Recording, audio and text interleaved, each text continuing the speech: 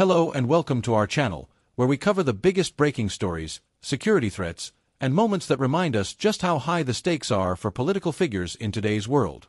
Today, February 9, 2026, the Secret Service and Palm Beach County law enforcement faced a terrifying situation at Mar-a-Lago, President Donald Trump's Florida residence. An armed man in his early 20s unlawfully entered the secure perimeter around 1:30 a.m. Sunday morning, carrying a shotgun and a fuel can. What unfolded next was a rapid life-or-death confrontation that ended with a man shot and killed by agents and a deputy. The President and First Lady were safely at the White House in Washington, D.C., at the time, but this incident marks yet another chapter in a disturbing pattern of threats against Trump and underscores the extraordinary pressures facing the Secret Service in an era of heightened political violence. The details are chilling. The man approached the North Gate as an employee was exiting. He slipped inside and advanced about 20 to 30 yards into the restricted area before being spotted. A Palm Beach County Sheriff's deputy and two Secret Service agents confronted him immediately. They ordered him to drop his weapons. According to Sheriff Rick Bradshaw at a news conference Sunday, the man dropped the gas can but raised the shotgun into a shooting position. At that moment, the deputy and agents opened fire. The suspect was pronounced dead at the scene. No law enforcement officers were injured. The agents have been placed on routine administrative leave pending investigation, standard Secret Service policy. Body cameras were worn, so footage will be key evidence. The FBI is now leading the investigation, examining the man's background, motive, and possible connections. He was from North Carolina and had been reported missing by his mother on Saturday. His identity is being withheld until family notification is complete. Authorities are asking nearby residents to check exterior cameras and report anything suspicious. This was no random trespass. Carrying a shotgun and fuel can suggest intent far more serious than curiosity or protest. This is not an isolated event. It comes against a backdrop of escalating political violence in the United States. In July 2024, Trump survived an assassination attempt while campaigning in Pennsylvania. Earlier this month, another man who planned to kill the president at his West Palm Beach golf course was sentenced to life in prison. Those incidents, combined with ongoing threats from domestic extremists, foreign actors, and unstable individuals, have placed the Secret Service under unprecedented strain. Mar-a-Lago is one of the most heavily protected private residences in the country.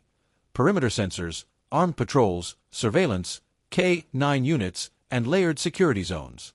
Yet this man breached the North Gate. That raises serious questions about vulnerabilities, especially at a time when Trump is the sitting president and a constant target.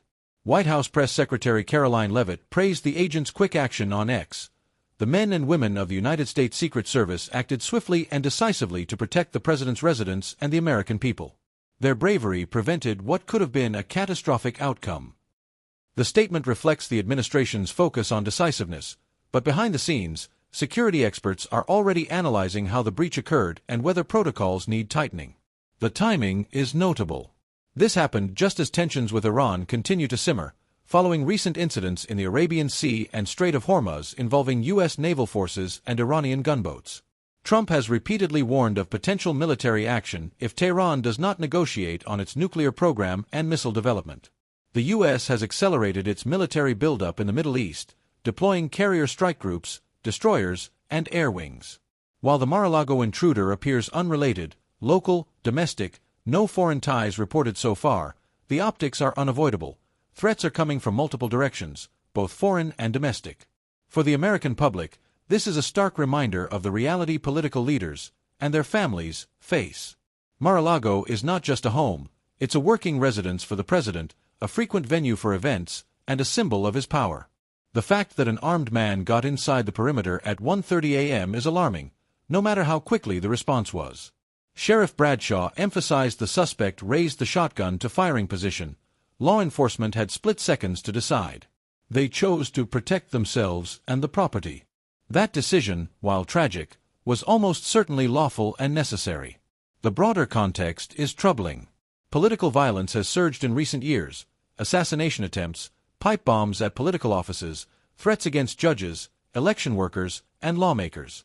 The 2020 election cycle and its aftermath saw unprecedented attacks on democratic institutions. Trump's survival of two known attempts has only intensified the rhetoric on both sides.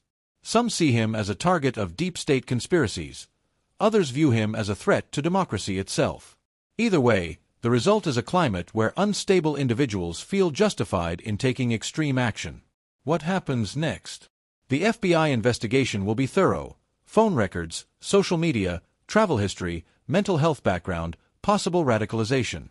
The Secret Service will review security protocols at Mar-a-Lago, gate procedures, sensor placement, response times.